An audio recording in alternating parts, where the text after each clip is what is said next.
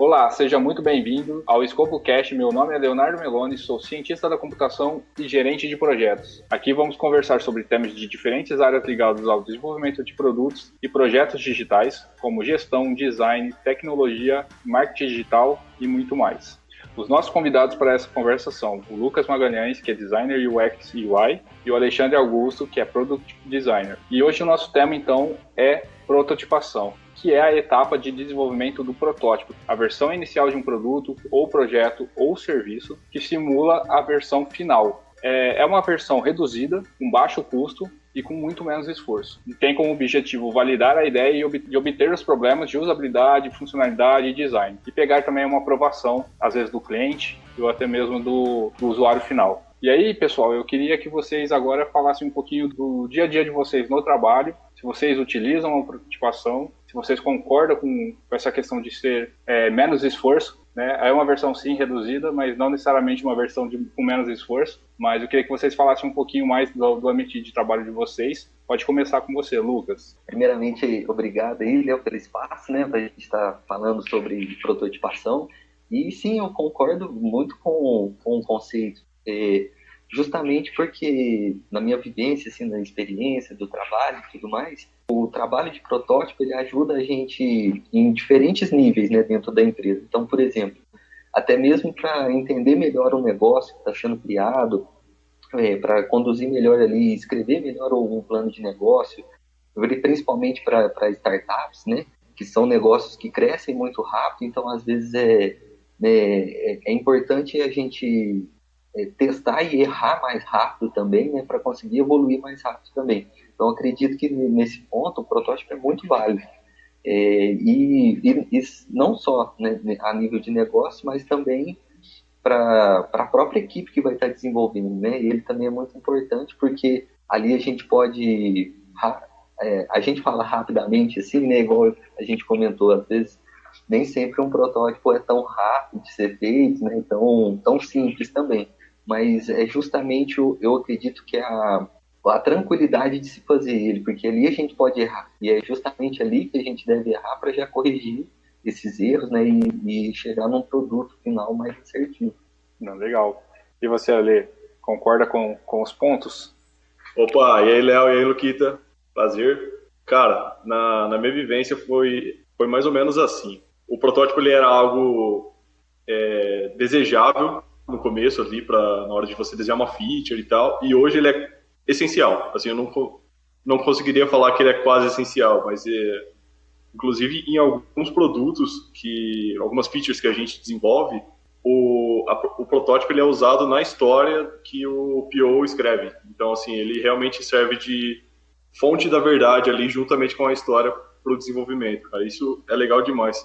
Pegando o gancho aqui que o Lucas falou, essa parte de errar rápido faz muito sentido, né? E só complementando, realmente, né? Porque se a gente faz o protótipo, testa com o usuário, refaz o protótipo, e vamos dizer que nesse tempo a gente levou 1 ou 2 semanas que esse protótipo ficou em design ali, é muito melhor do que você passar ele para desenvolvimento, que dependendo do tamanho da feature vai ficar 1, 2 meses na mão do desenvolvimento, né? Porque às vezes realmente é algo complexo. Então, como a gente ganha tempo nisso aí?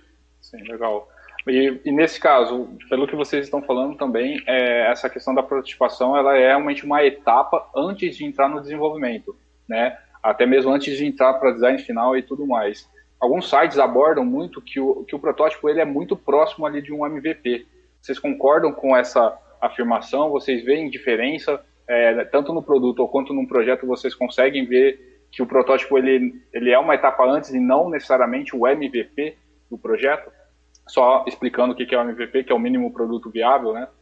Que já pensando de ter um baixo custo, colocar realmente algo no mercado de forma rápida para poder começar a testar, diferente talvez do protótipo, que ele vai realmente fazer uma etapa de teste sem ser o produto final. Ele não vai para o mercado de fato, né? Ele para ali antes e depois é desenvolvido. Cara, eu concordo plenamente que o protótipo ele é algo antes. Você pode até tentar simular um MVP, pelo menos na minha opinião, mas dificilmente você vai chegar nos mesmos resultados que o MVP vai te dar, né? Porque você sempre vai ter um ambiente seguro.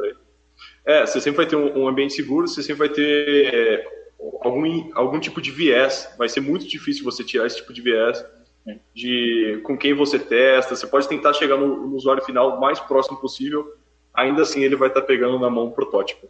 Então, eu acho que assim, você mitiga o erro, mas ele não substitui um MVP. Legal. Eu penso de forma parecida também. Penso que o MVP ele pode, ele não substitui, né, o protótipo. Eu acho que até dependendo da situação, acho que cada um tem a sua responsabilidade, vamos dizer, no projeto, né?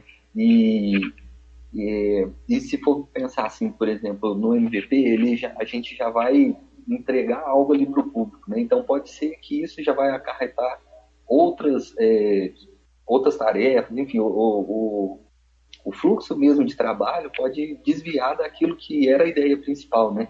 Então, o protótipo, eu acho que já não tem tanto esse problema, vamos dizer assim, porque é um teste não interno, mas o que eu quero dizer, assim, o nível de fidelidade dele, né?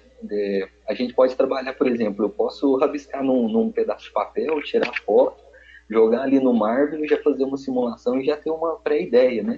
Então, assim, depende muito também de nível, né? E acredito que por isso que um não tira a importância do outro, assim, né? Essa questão de ter o ambiente controlado realmente faz...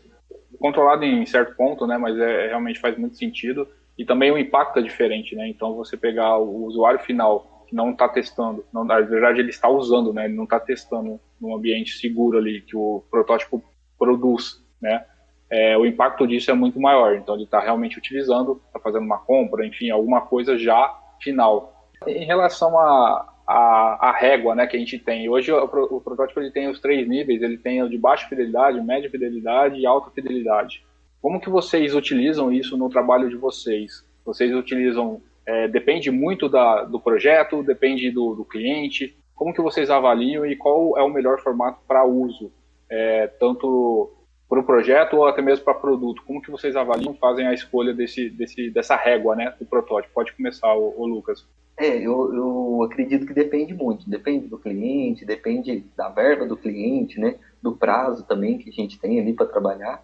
É igual eu comentei antes, a gente pode fazer um protótipo a nível desenho de papel mesmo, né? Usando ferramentas já para desenhar o fluxo. Então, eu acredito que esse caso bem específico, assim, de baixa fidelidade, é algo para ser muito rápido mesmo, né? Então, numa reunião mesmo ali, está todo mundo já falando, dando ideias, já pode ser feito algo assim, e no final mesmo da reunião, você já tem uma ideia de todo mundo que está participando ali, já dá para ter uma ideia daquilo que vai ser produzido, né?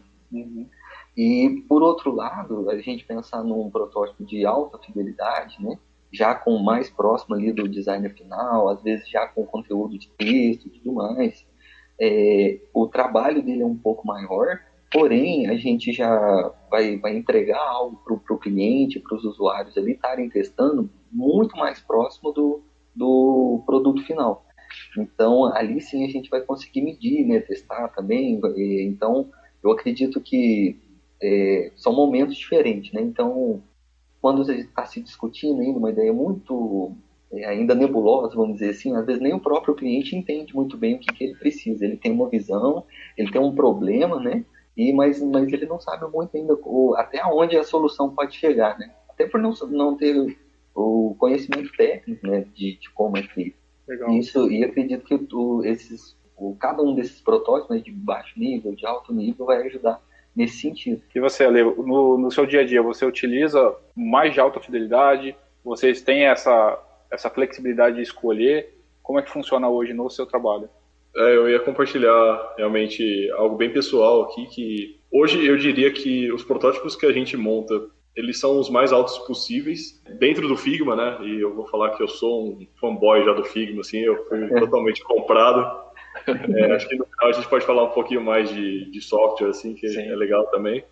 Mas essa parte que o Lucas falou, que eu acho bem legal, que é o protótipo de baixa, a gente não costuma fazer tanto em questão de protótipo, mas a gente sim faz desenhos rápidos, usa muito a lousa ali para fazer, a gente faz o que a gente chama de user flow, né?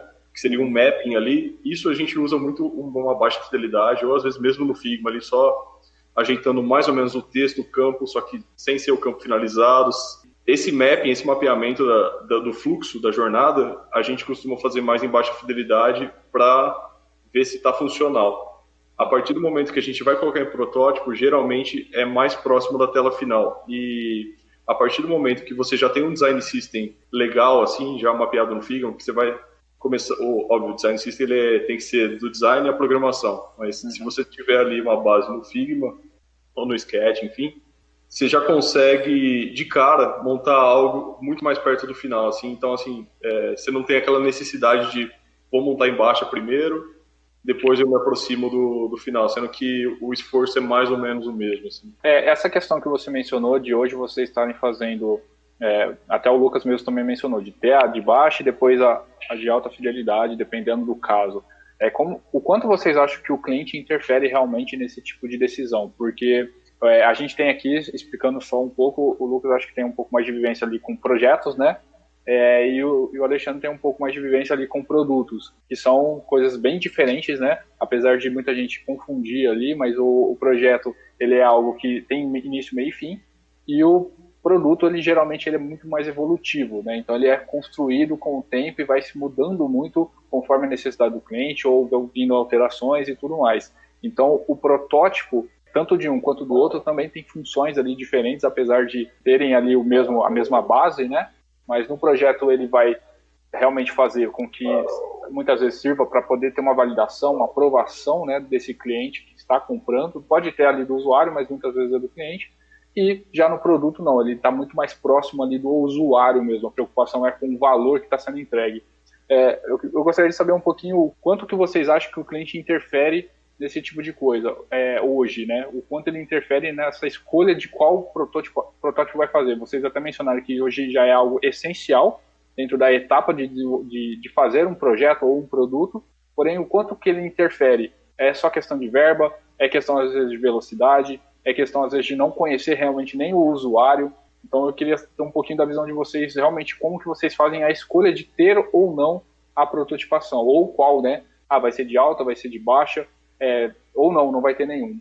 Eu acredito que, assim, agora é realmente difícil de não envolver um software aqui, né, a ferramenta, mas hoje, se você tá no Figma desenhando as telas e você, vamos supor, num projeto mesmo, sem ser no produto, você já vai desenhar as telas finais. Para você linkar, é um tempinho a mais ali. Eu não vejo por que não fazer, porque o entendimento, no final das contas, é muito melhor, sabe? Porque a hora que você abre o projeto, você vai ver aquela cacetada de tela, né? Tipo, 50 telas, com várias variações ali de campos, do que acontece e tal. E a hora que você coloca isso num fluxo, no protótipo, fica muito mais fácil. Até, inclusive, a gente costuma fazer, às vezes, uma tela antes, quando tem várias versões do protótipo ou vários cenários, onde o cliente consegue tocar e falar, agora é o cenário de login que deu erro. Aí ele toca ali, ele vai para o fluxo só de cenário do login que deu erro. Esse é o cenário do cadastro que aconteceu tal coisa. Aí você coloca e o cliente consegue navegar por esse fluxo também pelo protótipo. Eu acho que isso, por interferir no entendimento, no final das contas o cliente só não... Ele recebeu um arquivo, ele abrir e falar, nossa, meu Deus, preciso organizar aqui. Eu acredito que o protótipo, ele acaba sendo essencial nessa parte. E isso vai para o cliente final, e o cliente final ele pode ser tanto, sei lá, o dono da empresa, quanto pode ser o responsável pelo produto ali, o head de produto, ou um PO, ou um PM, e ele vai usar também esse protótipo para passar para o desenvolvimento, ou dependendo da empresa, ela pode inverter, né? Ela pode te passar a história e você faz com base na história do protótipo, ou você faz o protótipo ali, junto com um certo discovery que você fez junto com a empresa, e o PO ele faz a história baseada no seu protótipo. A gente já trabalhou assim também.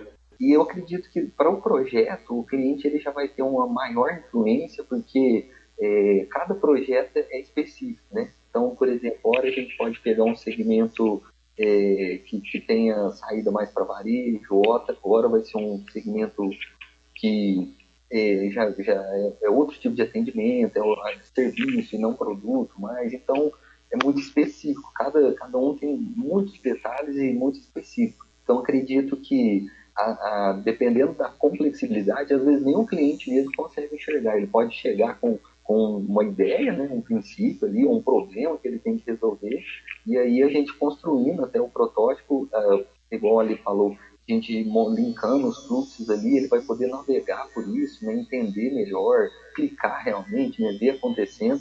É muito diferente pegar as páginas lá em JPEG, assim, por exemplo, e passando uma a uma, porque assim, quando a gente constrói o design e tal, tem todas as técnicas de manipulação de imagem, tudo mais, então o design é sempre muito agradável, né? É sempre uma experiência boa e positiva. Vende muito bem, né? Exatamente. E o protótipo ele já não tem essa preocupação tão grande com o design, porém vai fazer o cliente ver pela primeira vez aquela ideia que ele estava tendo, né? Então acho que isso daí é o grande diferencial mesmo. Isso sem impactar lá na equipe, né? Então assim, até agora a gente está falando só de design, né? Então a gente ainda não passou nem para desenvolvimento. Sim. E já tem a ideia total do que tem que se fazer. Sim. Não, legal. Pelo que vocês estão falando, então, basicamente hoje a gente tem o protótipo como algo implícito já, né? Então, não tem essa escolha. O cliente, querendo ou não, vai ser feito, ele vai só talvez saber ali no final, a hora que já estiver pronto, né? Então, realmente, para desenvolver, para poder fazer o design, realmente já é algo que está implícito ali, precisa ter, não tem essa escolha. Você falou do impacto sobre o tipo de protótipo, né? Acho que eu respondi que isso vai mais no designer, ou de quem está executando. Mas influência do cliente sobre o protótipo, sobre as escolhas do protótipo, eu acho que isso sempre vai ter. Eu acho que a grande diferença de quando você está trabalhando com um produto e testando com o usuário e tendo acesso à base de dados, enfim, você tem como questionar. Poder maior, né? Você tem o poder de questionar, você pode não ter o poder de decisão. Com certeza. Mas você tem mais dados, né? Exato, você pelo menos consegue levar e falar, eu tenho isso aqui, você está querendo isso aqui, a gente vai por esse caminho mesmo? Sim. Ou, no máximo, falar assim, a gente não recomenda, mas tá tudo bem, no final das contas, você nem sempre vai ter o poder da cartada final, né? Sim, então, perfeito. Realmente, você tendo uma quantidade de usuários para poder usar como argumento numa defesa, tem muito mais peso do que, às vezes, só o achismo do cliente ou o achismo até mesmo do designer. Apesar dele ter uma experiência ali, pode ser que na prática o próprio público ali vai responder de forma diferente, né? Sim. Legal. Voltando então, só a questão, você tinha pontuado aí de fazer às vezes o protótipo em cima de uma história, aqui no nosso caso, em cima de um escopo. Muitas vezes a gente pega clientes ou até mesmo, justamente clientes que não têm a visão do que que no caso de produto isso muda um pouco, né? Ele vai pedir ali talvez um requisito, alguma coisa que tenha valor para ele, mas ele não sabe efetivamente como vai ser feito. Já no escopo a gente vai sentar ali com o cliente, pegar os requisitos detalhados. Então, muitas vezes para o cliente isso é algo muito abstrato, ele não consegue enxergar, ele não consegue te falar quais são as regras porque ele não está vendo, né? Para ele é muito técnico isso.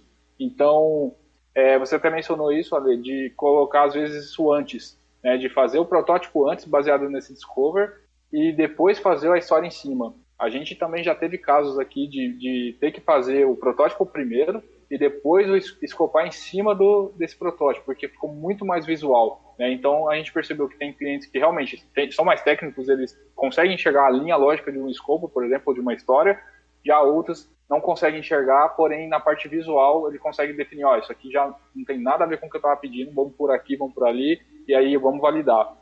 Como é que vocês enxergam isso? Vocês têm alguma regra? Como que detecta isso com o cliente? Como que detecta isso, sei lá, até mesmo antes de fazer? Porque, querendo ou não, fazer um protótipo sem ter muito dado é muito mais difícil, né? Você vai partir ali do discover, porém vai muito mais de achismo, então provavelmente vai ter muito mais alterações.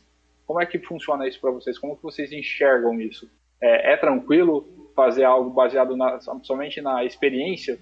Então, eu tive uma experiência, assim, consegui avaliar entender bem essa diferença, né? Porque a gente já tem o Discovery a partir de uma história, o próprio designer já entende que várias cabeças já pensaram ali, então é fácil você seguir. Então, o nosso raciocínio, a nossa preocupação fica mais em torno da técnica de design e tudo mais, e passar aquela melhor experiência para o usuário. Agora, quando a gente está validando a ideia de um negócio, talvez, que é quando às vezes nem mesmo o cliente tem a noção até onde o próprio negócio dele pode chegar, é muito válido a gente usar e fazer o protótipo antes, até mesmo do Discovery. Porque assim como eu falei de baixa fidelidade, numa reunião ali de 1 hora já ter algo só para visualizar, né? Esse protótipo antes do escopo vem mais ou menos nesse sentido.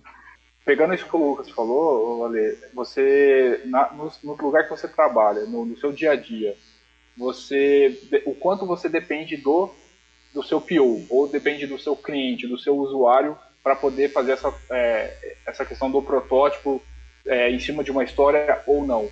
Eu gostaria de saber, porque às vezes você vai ter uma visão ali do PO ou de um valor que precisa ser desenvolvido para esse produto, porém não tem muito detalhamento, é só um achismo ali, acho que vamos para esse caminho. O quanto isso impacta para você decidir se vai ter a história antes, o quanto de poder você tem também, eu preciso de uma história mais definida para poder realmente fazer esse protótipo, ou não, eu me viro aqui, vou fazer e depois a gente avalia como realmente passar isso para desenvolvimento depois. Eu acho que a grande resposta sempre depende, né? Depende do time que você vai estar trabalhando ali. Eu, com certeza, se você pega algo que não foi definido em história antes, a dificuldade sempre aumenta. Eu acredito que, até o Lucas citou, o grande diferencial é referência e benchmark. Então, a gente desenvolveu uma feature esses dias que era uma feature bancária. Cara, para empresas, assim, é totalmente fora da minha realidade, sabe? E aí, vídeo no YouTube, tenta acessar o banco de alguém que tem essa conta, tenta achar, você sempre acha alguma coisa falando ali, tenta pegar artigo, tenta pegar principalmente empresas que já fazem isso, a não ser que seja um produto novo. Eu acho que o benchmarking ele é essencial, porque você consegue ver o fluxo de quem já está fazendo, de quem já está operando e tem cliente.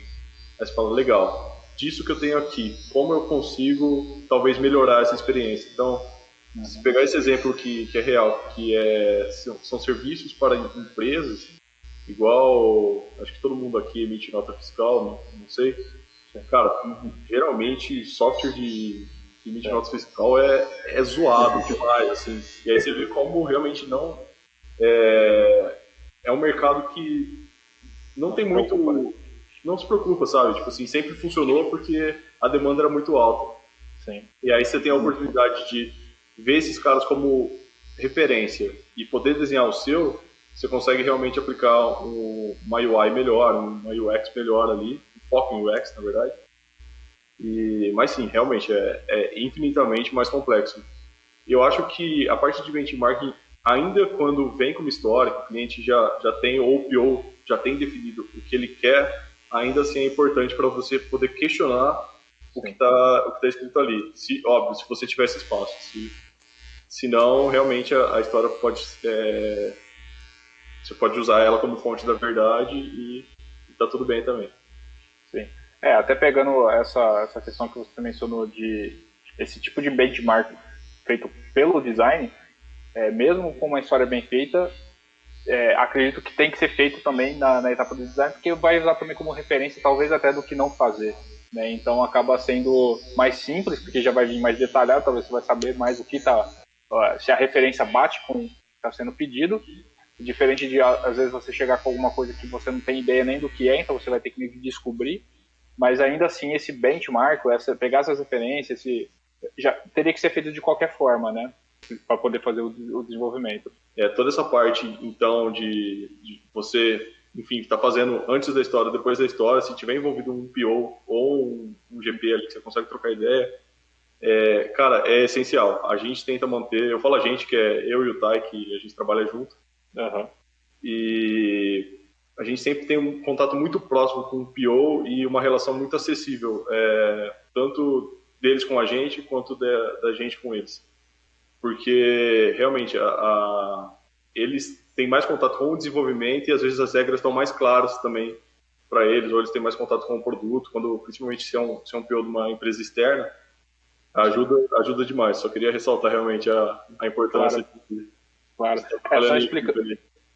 Só explicando o que seria o PO, né, que é o Product Owner. Então, assim, ele é o dono do produto. Então, basicamente, é ele que vai editar ali qual é o próximo item de valor, de mais valor ali para o produto.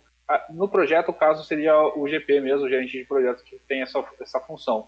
Mas no produto, ele que vai dizer, ele tem essa facilidade de ditar qual vai ser o melhor caminho, justamente porque ele está ali na ponta do negócio. Então, ele vai falar qual que é o melhor caminho, qual que é o melhor item para ser colocado no ar em breve, porque tem mais valor para o usuário final. Então, ele vai ter uma noção de mercado. Teoricamente, ele teria que ter essa noção também do benchmark e tudo mais, o que os outros estão fazendo, até para decidir qual o caminho que vai seguir, isso é prioritário, não é. É ele que define também as prioridades do backlog e por aí vai. Então, realmente é a ponta ali de uso tanto para o designer, né, que vai fazer a prototipação, também quanto para a equipe de desenvolvimento, que vai realmente fazer a tarefa ali ou desenvolver as sprints. Então, voltando só em relação às ferramentas, Lucas, se você quiser falar um pouquinho o que você já usou para protótipo, até mesmo para design. Então, ferramentas a gente tem bastante, né? Eu venho lá do designer gráfico, então trabalhei muita época em gráfica, agência, de publicidade também, então a nossa briga era CorelDRAW e Illustrator.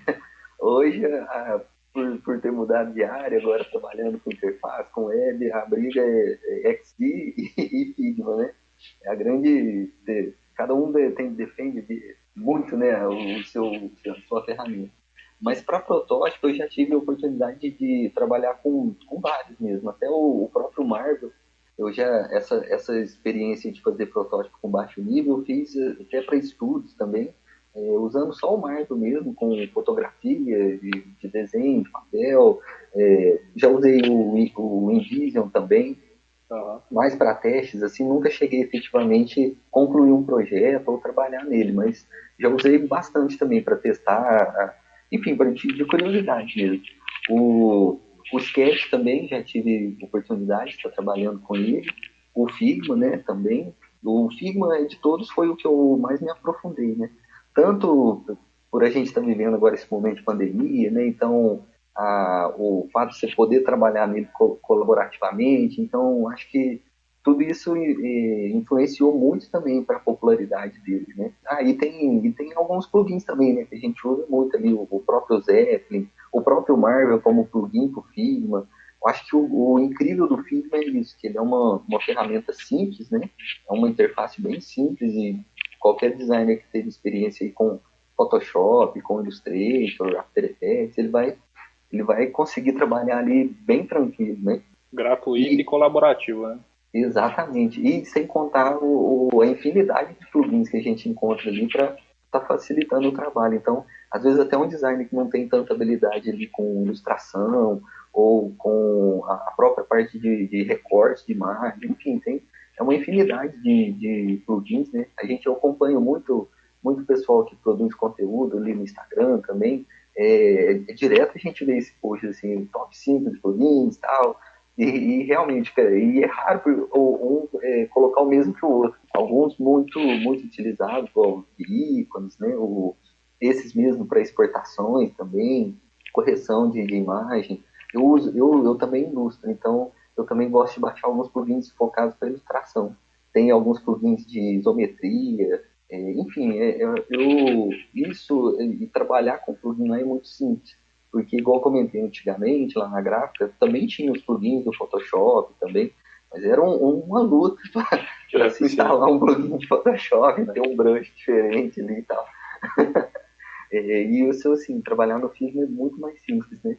Então, eu acredito que eles estejam no mesmo patamar, assim, o InVision, o Figma, o XD, o Sketch também, né?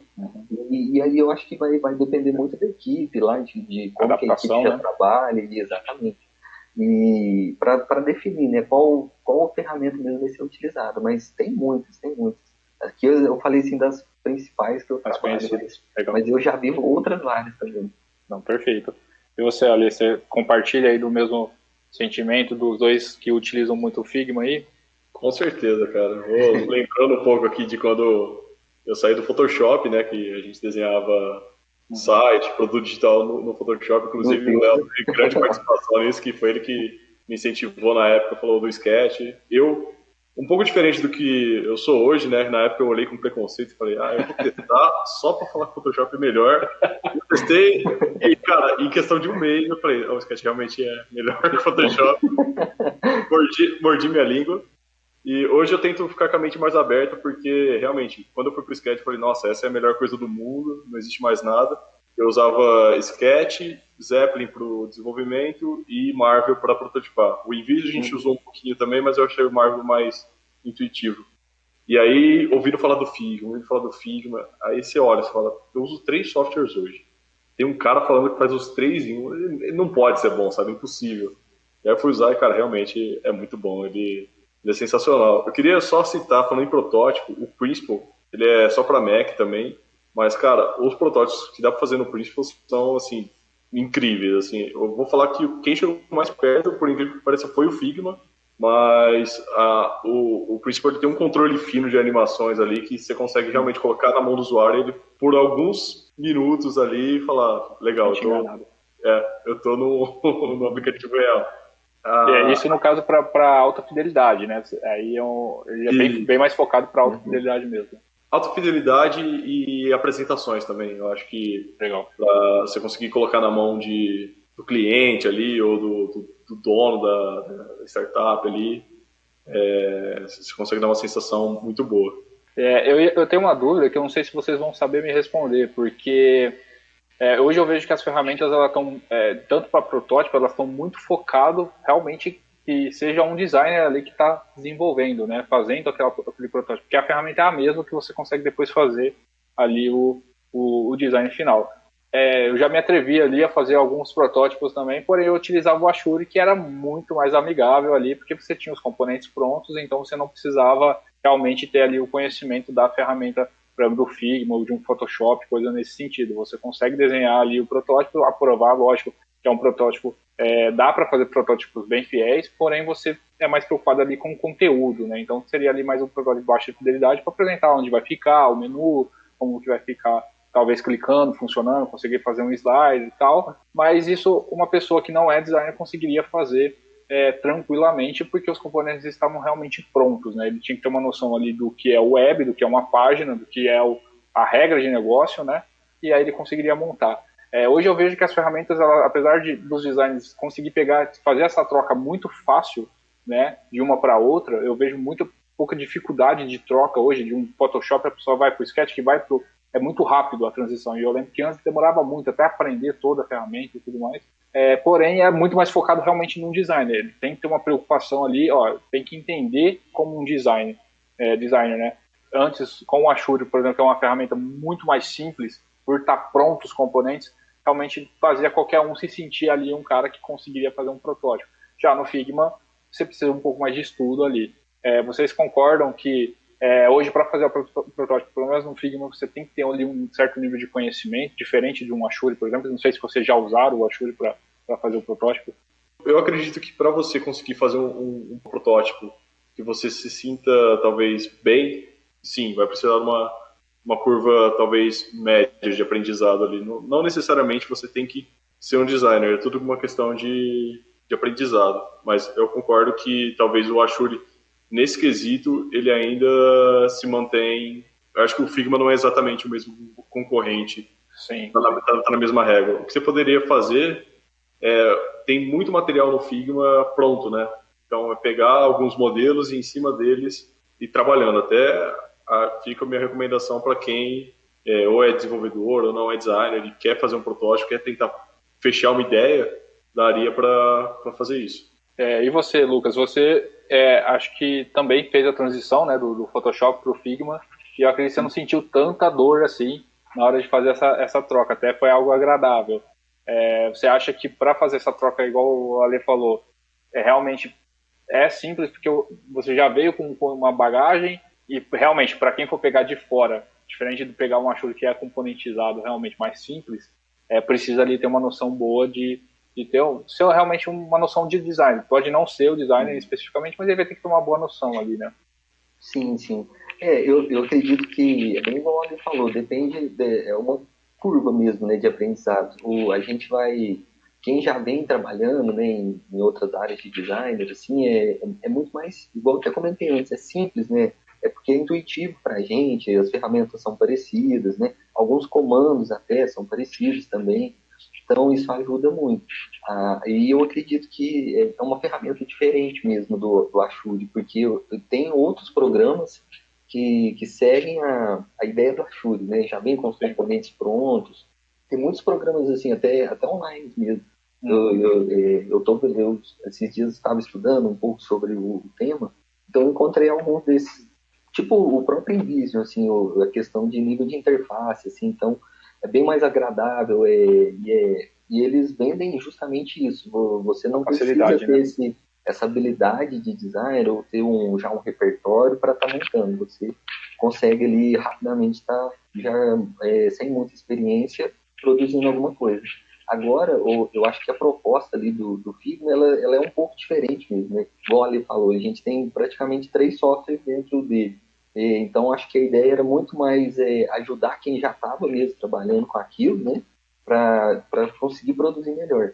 Então, acho que depende, sim, de um pouco de estudo, mas é uma ferramenta muito intuitiva. Então, igual ele falou também, ele não só tem esses arquivos já pré-prontos, que na própria interface ali, eles agora têm uma seção de comunidade, então você pode baixar os que o próprio Figma já oferece para você. Então, ele tem já um template, um arquivo padrão lá, e lá você encontra um style guide cheio de componentes, botões, impulsos, enfim, os básicos mesmo que você vai estar utilizando. Então, ali também você consegue trabalhar nesse formato. Porém, você já tem que ter o conhecimento de ir lá, baixar isso, né? Caso o Figma duplicar e tal. O que é interessante no Figma também é essa questão mesmo da comunidade. Porque você pode baixar o que o próprio Figma, né, já oferece para você, os próprios tutoriais do Figma também, né? Como você pode pegar também arquivos de quem está trabalhando usando o Figma. Então, as pessoas disponibilizam mesmo, porque é muito fácil, né? A gente não efetivamente, você não tem que baixar um arquivo para sua máquina e tudo mais. Você simplesmente duplica ali o projeto e já consegue estar utilizando algum elemento, alguma coisa, até para análise, né? Para montar um bodyboard, lá atrás no benchmark, como a gente estava falando. Então, tudo isso você encontra muito lá. Eu também acho o Figma uma ferramenta muito didática. Então, toda vez que tem uma nova atualização, sai conteúdo em todas as mídias do Figma, sai ali no Twitter, sai no Facebook, enfim.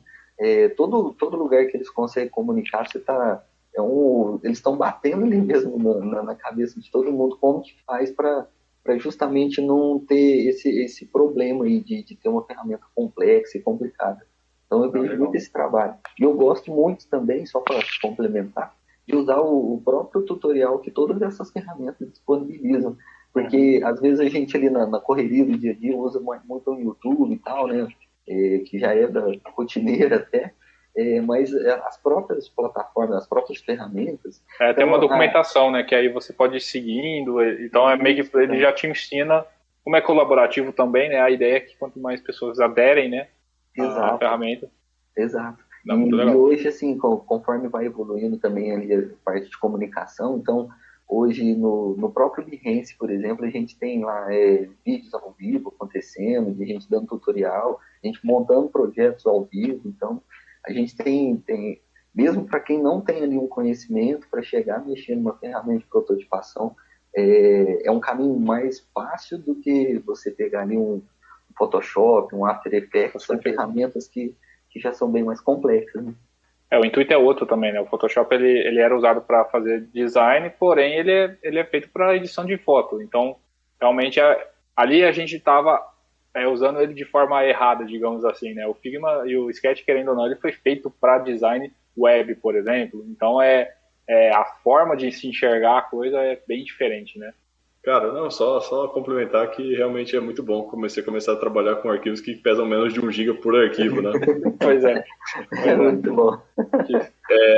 Uma parte bem legal também, eu não lembro onde eu vi isso, se foi o próprio cara do XG que falou, que essa diferença, né, esse banho que o XG acaba tomando aí dos outros softwares, tanto do Sketch quanto do Figma, é que como tem a comunidade, né, ou você tem empresas realmente desenvolvendo plugins pagos para os dois, o software ele ganha muita velocidade, enquanto o XG ele tem que olhar o Sketch, ele tem que olhar o Figma e falar, nossa, esse plugin é legal, deixa eu colocar dentro da esteira do meu time aqui para desenvolver esse plugin, o pessoal poder usar. Ou não como plugin, né, como feature mesmo. E realmente ele acaba sempre ficando um pouquinho mais para trás. Talvez o usuário do XG tenha até um produto mais refinado no final, porém é mais lento. Sim.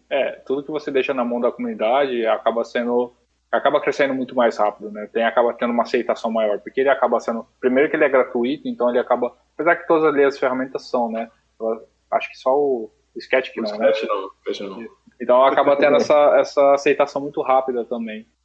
Eu queria ver com vocês, de fato, o protótipo ele serve para validar muitas ideias. A gente já viu aqui as vantagens realmente são inúmeras em relação a fazer isso antes de fazer o design. Porém, eu gostaria de saber, na visão de vocês, o quanto isso realmente ajuda na hora de fazer o design. Porque você tem ali um protótipo de baixa fidelidade, que muitas vezes não tem muito um design feito, então não tem cor, às vezes não vai ter ali o menu no lugar corretamente, da forma correta, enfim, ele vai estar ali mais para marcação. E do outro lado você pode ter um de alta fidelidade que está muito próximo ao design. Feito na mesma ferramenta, eu imagino que seja um pulo para estar pronto o design. Agora, já de baixa fidelidade, não, você vai ter ainda que construir. Então, é meio que você vai jogar meio que fora, né, esse protótipo de baixa fidelidade e começar novamente.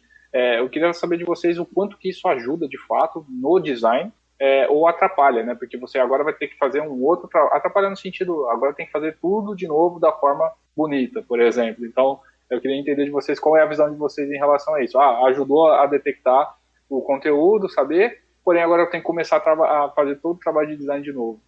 Então, o fato de usar a mesma ferramenta ajuda muito mesmo, porque ali a gente já, igual ali falou, se a gente estiver seguindo um designer system, aí é mais fácil ainda, né? Então, a gente já vai montar até o protótipo tendo em mente tudo aquilo que a gente já tem disponível para estar utilizando. Agora, a gente pegar o de um outro programa, por exemplo, também é bom porque vai de ponto que a gente falou no início. Então, para o designer que trabalha muito ali com visual, às vezes o designer nem tem tanto conhecimento da parte técnica de desenvolvimento, né? Então, ele enxerga as coisas muito visualmente mesmo. Então, você mostrar ali para ele, literalmente você desenhar para ele, eu acho que fica mais fácil de se trabalhar.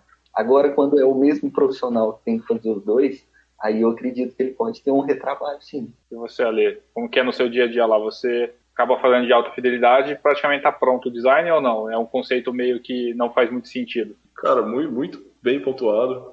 Que o Luquita mandou aí que realmente, se são dois profissionais fazendo, né? Igual muitas empresas têm o cara especialista em UX, que vai montar basicamente um wireframe ali e depois mandar para alguém que é especialista em UI. Eu tenho uma visão um pouco, talvez, discordante de, assim, eu não consigo pensar em alguém que trabalha com UI que não pensa também em UX, sabe? Eu acho difícil você desligar totalmente, sabe? Mas, beleza, eu acho que, assim, dá para realmente ter esses dois profissionais, o UX não só, talvez, desenhando a tela, mas olhando muito mais para dados e discovery. Mas, de qualquer forma, se você tiver uma base, desde que ela tenha sido feita por um bom estudo ali, se a base for boa, ajuda. Em resumo, é isso. Então, assim, se você tiver uma boa estrutura, independente de onde foi feita, ela ajuda muito. Eu acho que no Figma, se ela já tivesse sido feita ali, eu não sei o quanto você ganha de velocidade, porque talvez em reaproveitar os textos, mas os componentes você meio que vai ter que redesenhar ou puxar dos símbolos ali do design system. Eu acho que você ganha um pouquinho de velocidade, não é gigante. E se você for para o profissional que está fazendo os dois, né? Então, no caso, que é o jeito que a gente trabalha aqui, por isso que a gente já monta algo perto do final, porque não faz muito sentido a gente montar o baixo, sendo que o tempo é muito próximo. Existiam algumas defesas há um tempo atrás que, antes de ter Figma, Sketch, que falava muito disso, né? Que o protótipo ele não era bem visto justamente porque ele acabava sendo jogado fora, né? Então o cliente meio que, ou o cliente ou a empresa tirava justamente isso porque era melhor você prototipar fazendo design, aprova isso e pelo menos se aprovar você ganhou esse tempo. Se reprovar, beleza, você refaz, mas pelo menos você dali para frente você já tem algo pronto, né? Então tinha até algumas teorias aí falando que sairia a ferramenta para você fazer protótipo que já virava design, que já virava front, era um negócio meio louco, para você realmente ter o protótipo como essencial, mas sem perder tempo, né? Porque realmente ainda tinha essa visão de perder tempo com o protótipo, porque realmente você acabava jogando fora, né? Aí tinha também a outra visão que era realmente até uma das primeiras perguntas que a gente questionou aqui, que era em relação ao MVP. Então muitos falavam, já faz o protótipo bem feito, porque ele já vai ser o MVP para teste final, que também não, assim, condiz se você fizer o protótipo desenvolvido, né? Então se você chamar a sua primeira versão de protótipo, né, fazendo design, fazendo desenvolvimento e chamar isso de protótipo que você vai pôr na mão do cliente, porém já sendo um MVP, talvez faça um pouco mais de sentido, mas não na ideia do conceito do protótipo não acaba não batendo, né?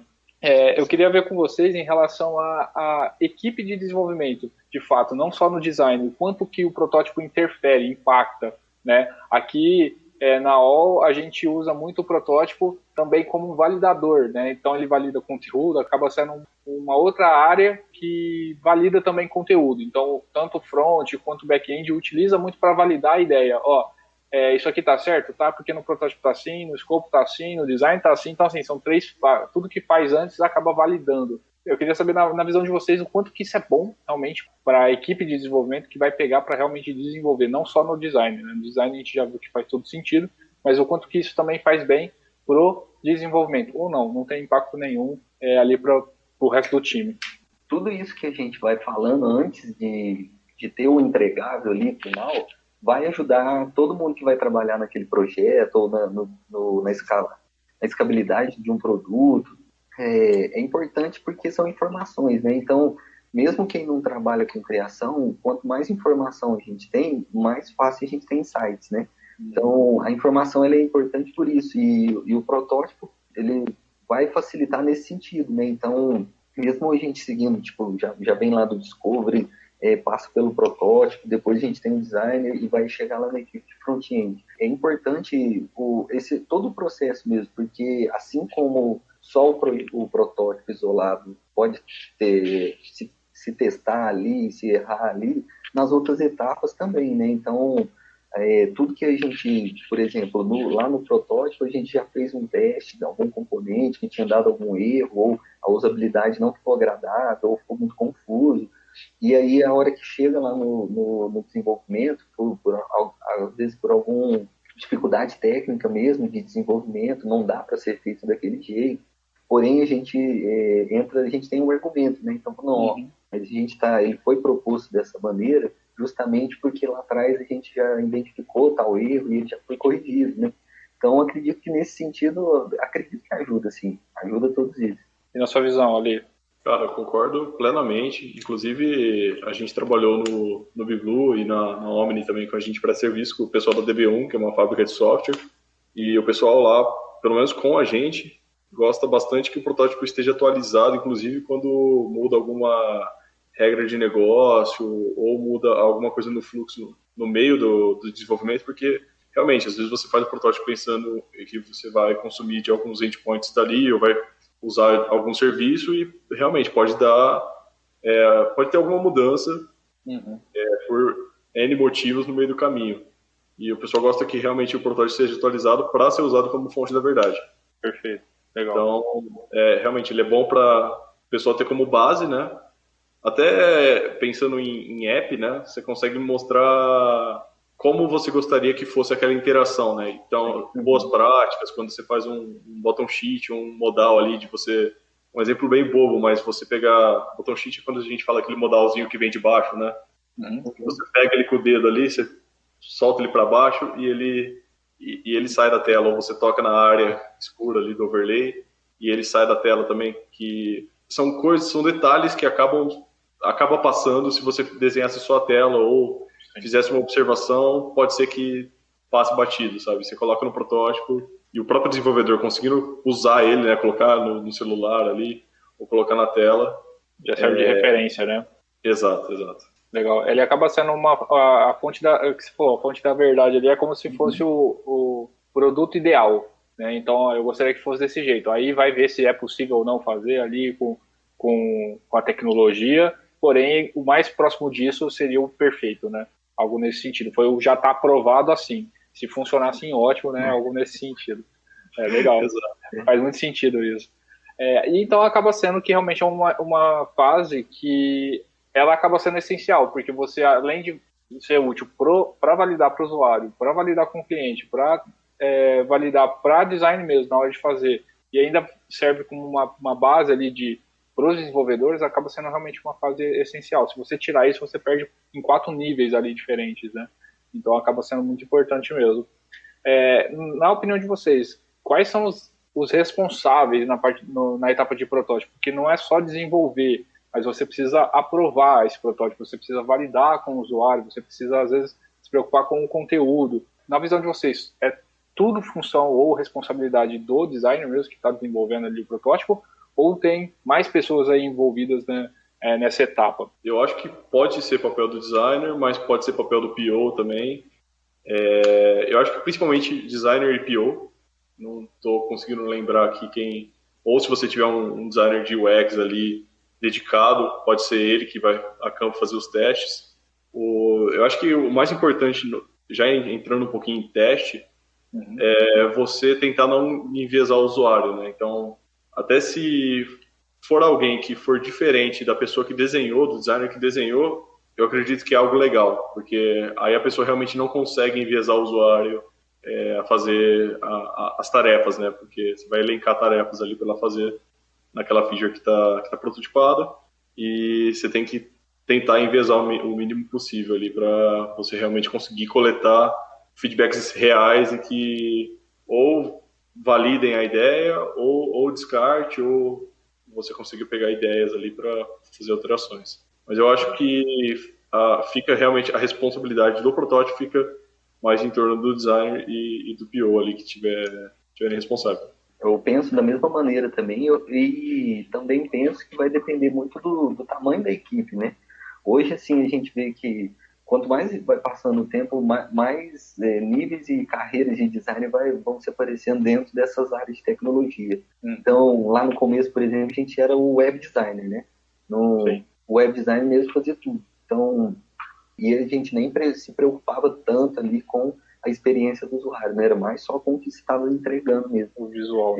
E eu acho que até, só fazendo um gancho com o assunto anterior, que muito da importância do protótipo é isso, porque eu acho que a preocupação em ele ser feito, isso se levar tempo, ou ele ser descartado, era uma preocupação porque a gente tinha essa visão do que a gente estava entregando, né? Então, não, o importante é o que a gente está entregando, né? Então, o que a gente conseguir resumir do trabalho ali para trás, melhor. Hoje eu acho que a gente já tem, o mercado tem uma visão diferente, né? A gente preocupa muito mais com qualidade também. Então, nesse sentido, é indispensável, né, o protótipo, porque ele vai trazer essa qualidade. E complementando, eu acho que vai depender muito da equipe, né? Porque se for uma equipe já grande, né, com vários braços ali, então a gente vai ter um especialista às vezes de conteúdo, ou especialista de UX mesmo, né? Assim como a Ale falou. Então, depende muito disso. Aí, às vezes, é um time mais enxuto ali também, então, às vezes, as próprias pessoas da equipe podem acumular uma função ou outra, mas tudo a nível de se entregar um bom trabalho.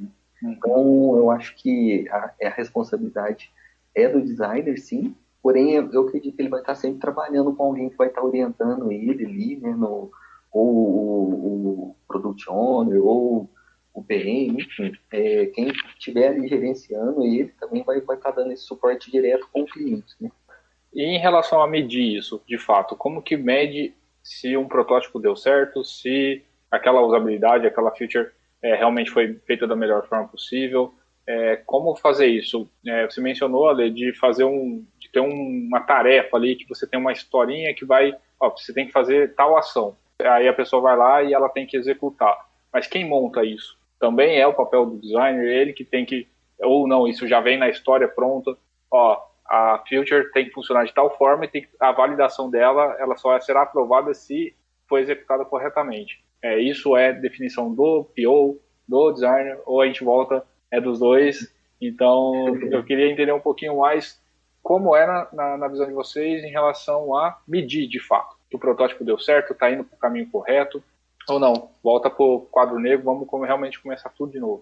Eu acredito que, sim, é responsabilidade dos dois. Essas tarefas pode ser montado pelos dois, e não necessariamente as tarefas do protótipo vai ser exatamente o que você vai medir quando ele estiver na rua. Porque as tarefas do protótipo ela pode estar mais específicas, talvez. Às vezes você quer ver se um botãozinho que você fez, que você colocou ali do lado, você quer ver se o usuário toca nele. Teve uma vez que a gente fez um teste muito legal, que foi uma discussão entre a gente, time de design, e o PO responsável na época, que era uma feature de... É tipo como se fosse comprar créditos. Uhum. E aí tinha os valores pré-definidos ali que você podia comprar. E a gente colocou como, tipo, num carrossel. E aí poderia ser tanto uma listagem para baixo, né? Eu espero que quem esteja ouvindo esteja conseguindo visualizar. E podia ser um carrossel onde a pessoa passava ali com o dedo para o lado. E o Pio falou, cara, não sei se o pessoal vai realmente rodar e vai chegar no último valor, por exemplo. Talvez seja melhor na listagem. E, cara, foi legal porque no teste, 100% das pessoas, no caso 100%, 6 pessoas ali que a gente fez, giraram o número pro lado, sabe? Tipo, sem a gente falar nada. Então, a gente conseguiu pelo menos nos testes falar, legal, podemos seguir com o carrossel, que era algo que visualmente a gente achava mais agradável, você conseguia mostrar mais elementos na tela, por não ocupar espaço com os cards ali. Enfim, você consegue ter tarefinhas mais específicas.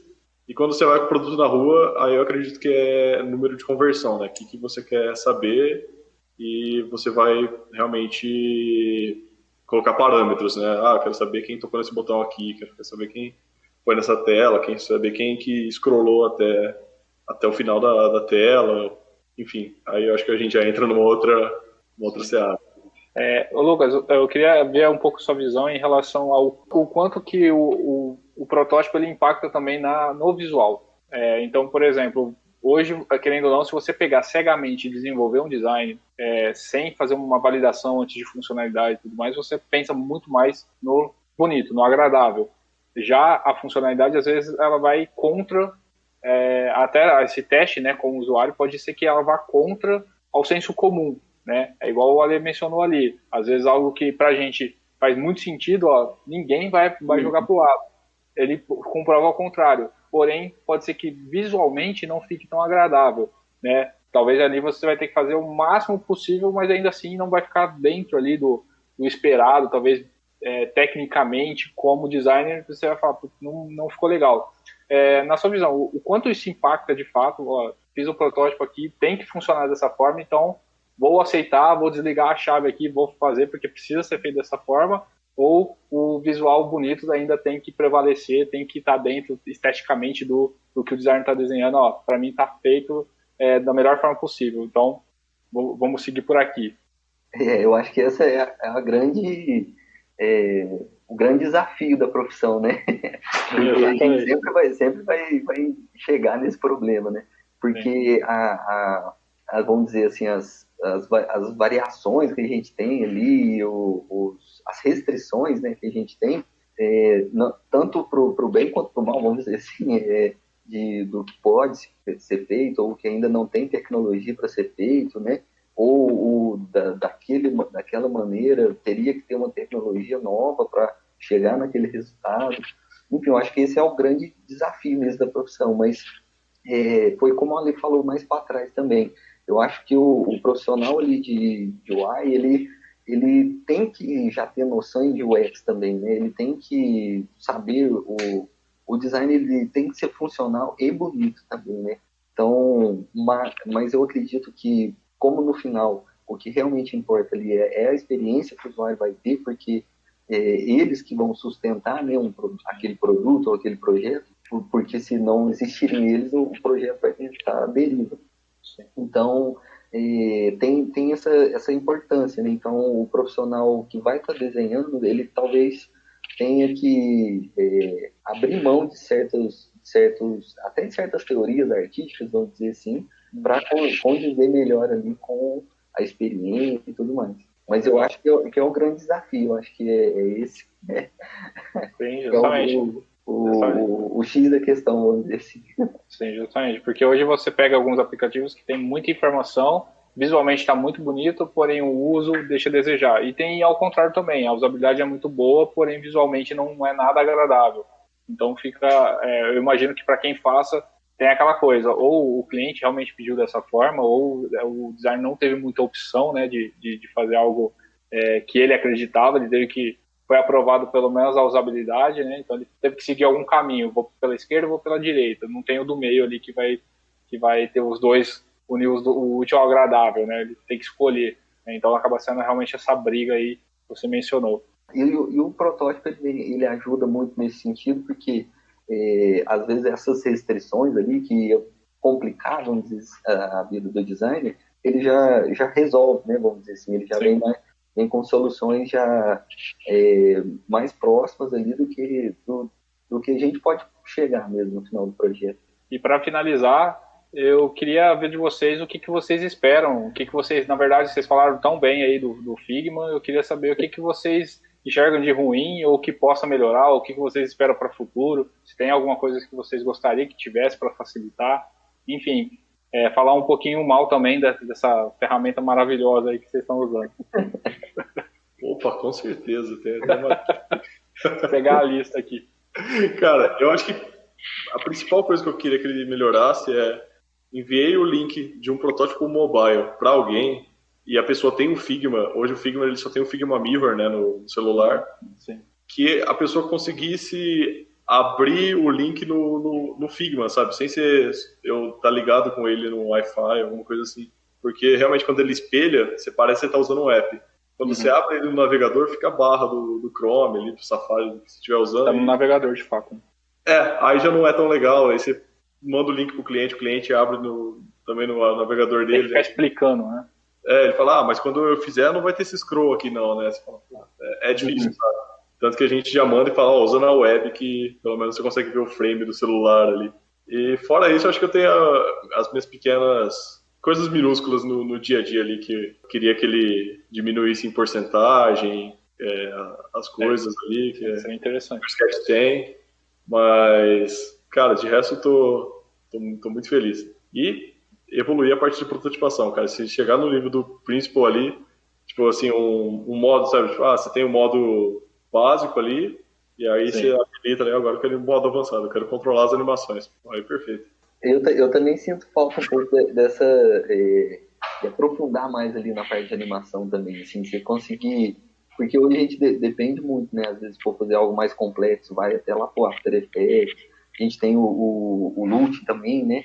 Que faz essa conexão, enfim, mas eu sinto falta da gente já conseguir fazer alguma coisa ali mesmo, e não ter que ir lá mesmo no preview do protótipo para ver tal, alguma coisa, ou passar por todos esses plugins para colocar uma animação lá dentro. Você já conseguisse... a gente tem, né? A gente consegue ali na parte do fluxo do protótipo controlar uma transição ou outra, um easy out, tal, uma velocidade, mas a gente realmente montar, por exemplo, passar para uma animação de um SVG, que a gente quer já animar ali, fazer algo mais curto, isso eu acho que seria uma coisa bem interessante de já ter ali também. Não, legal. É a única coisa que eu sinto falta, do resto eu gosto de tudo. Muito bom. Bom, pessoal, eu queria agradecer aí a participação de vocês, acho que foi bem legal o bate-papo sobre protótipos e espero que a gente possa conversar de mais coisas futuramente aí, de outros assuntos. Com certeza, né? Foi muito bom participar aí. Prazerzão conhecer você aí também, Ale. Cara, prazer, Luquita. Eu fiquei feliz demais, cara, pelo convite do Léo, desde o começo. Eu fiquei, que legal o podcast, que legal poder falar de prototipação, poder falar um pouquinho mais realmente, a parte de produto, parte de projeto. E vocês querem deixar alguma rede social aí de vocês, alguma coisa para o pessoal te encontrar? Lucas, você tem a sua página aí de desenhos? Todo mundo que quiser me seguir é Luquita Designer em qualquer rede social aí.